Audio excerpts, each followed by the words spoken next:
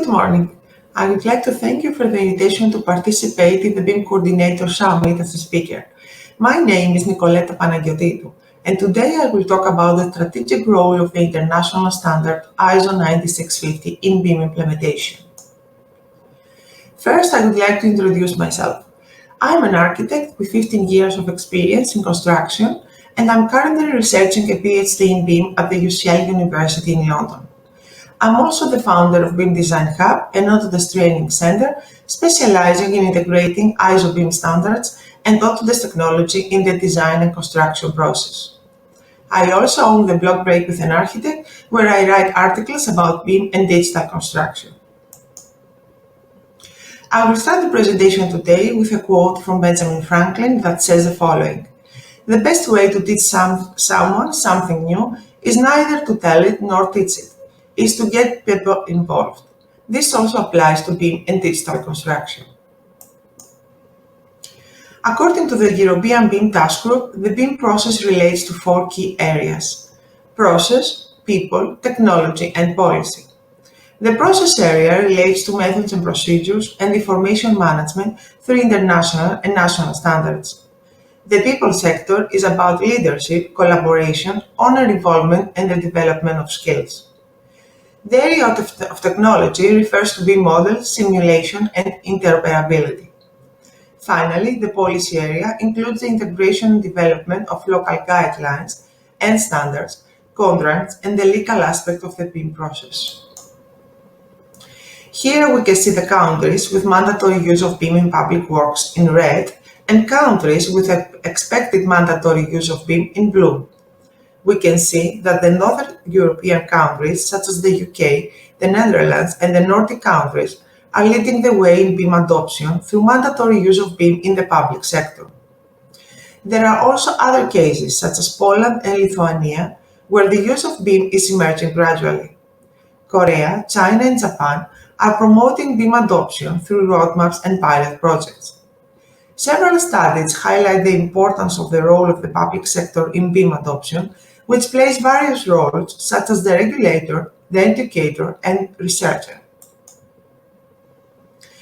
Since 2011, the UK government and the British Standard Institution have been developing standards and guidelines to support the adoption and implementation of BIM. Today, the government program called Digital Build Britain works on the strategic plan for the implementation of BIM Level 3.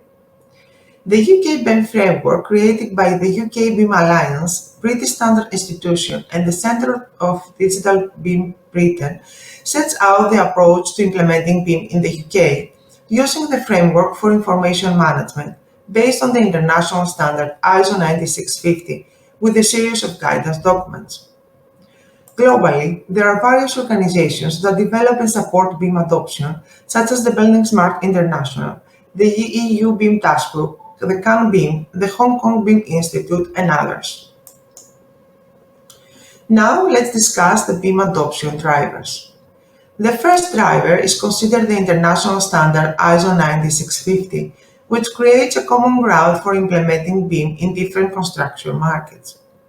Second, project owners and governments recognize the benefits of BIM in terms of cost and time savings, leading to the mandatory use of BIM in many countries worldwide.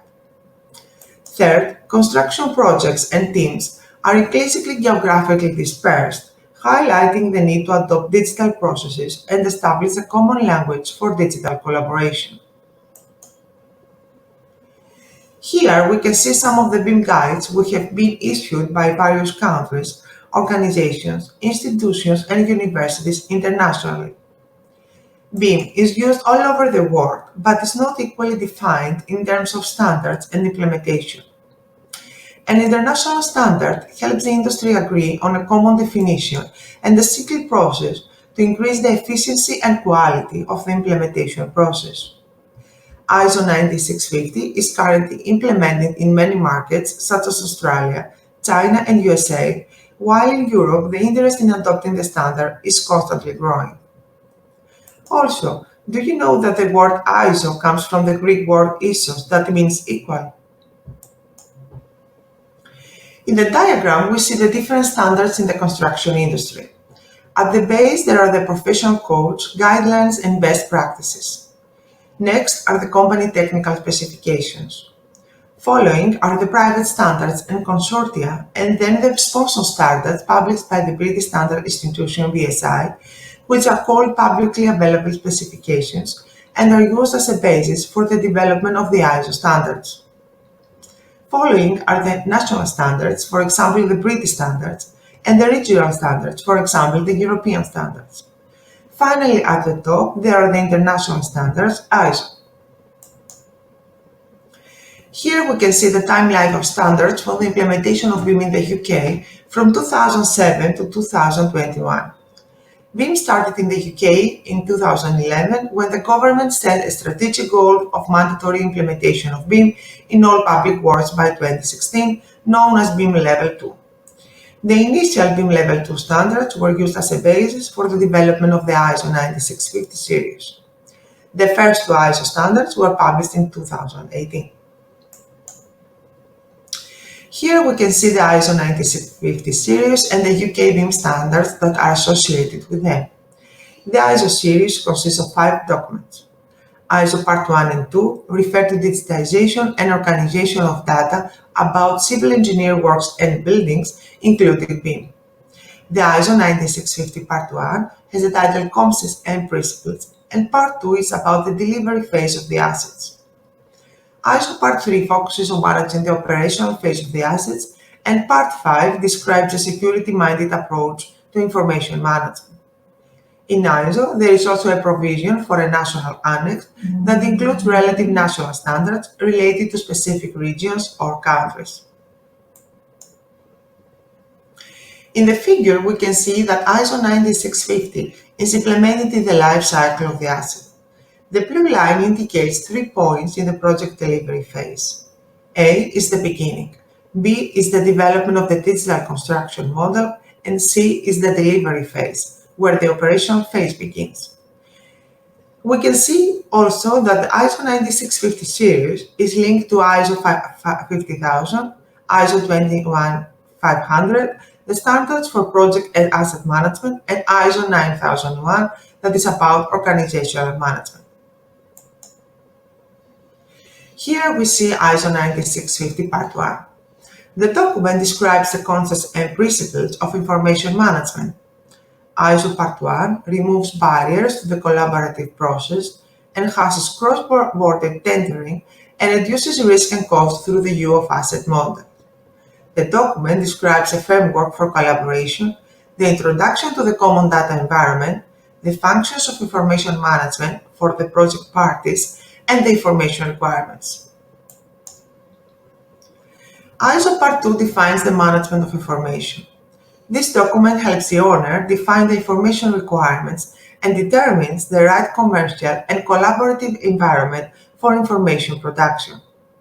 The document also describes in detail the activities and tasks of the project parties at each project stage, from the assessment and need to the project closeout.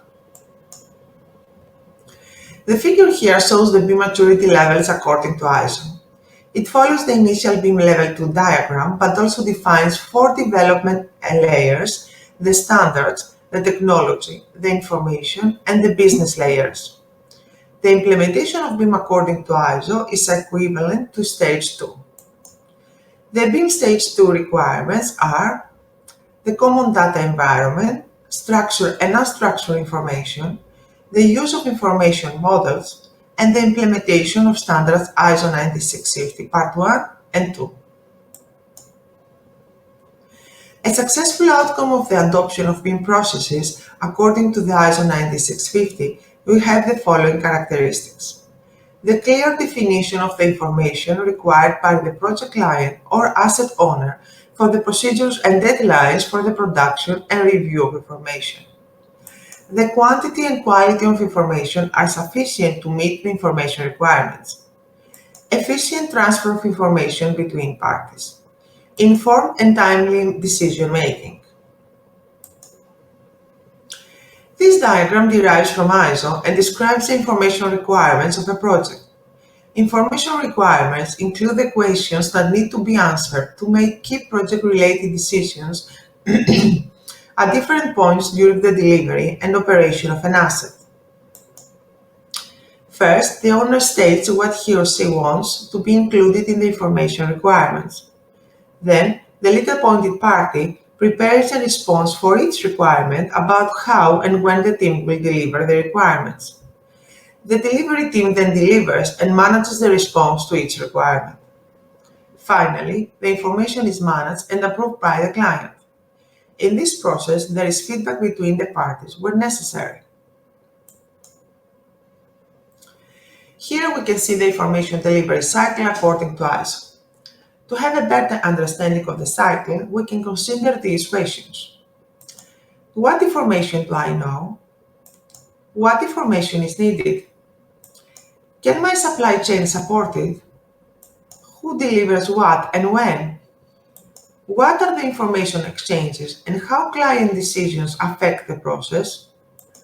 What information do I need to manage the asset?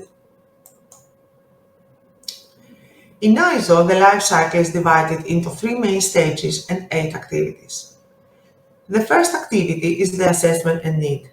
For example, if you wish to build a house, you should define the type of house, the materials, the area, when you want it to be delivered, and others.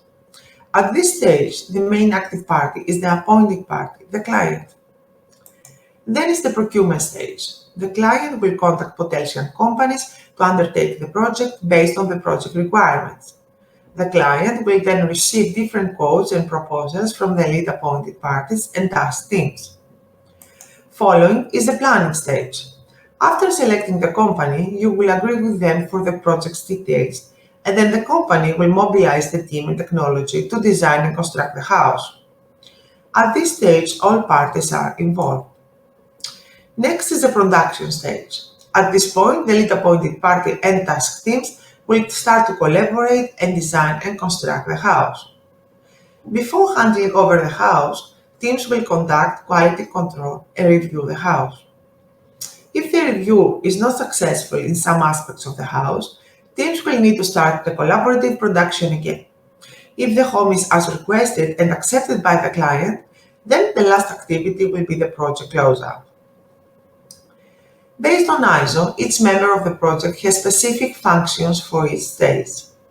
Here we can see the functions of the client, which include the definition of the project requirements, the creation of the protocol, the approval of information, the creation of the common data environment, and others. In blue, we see the functions of the lead appointed parties, those parties appointed by the client that include the response to the tender, the planning of the project, and the confirmation and management of information.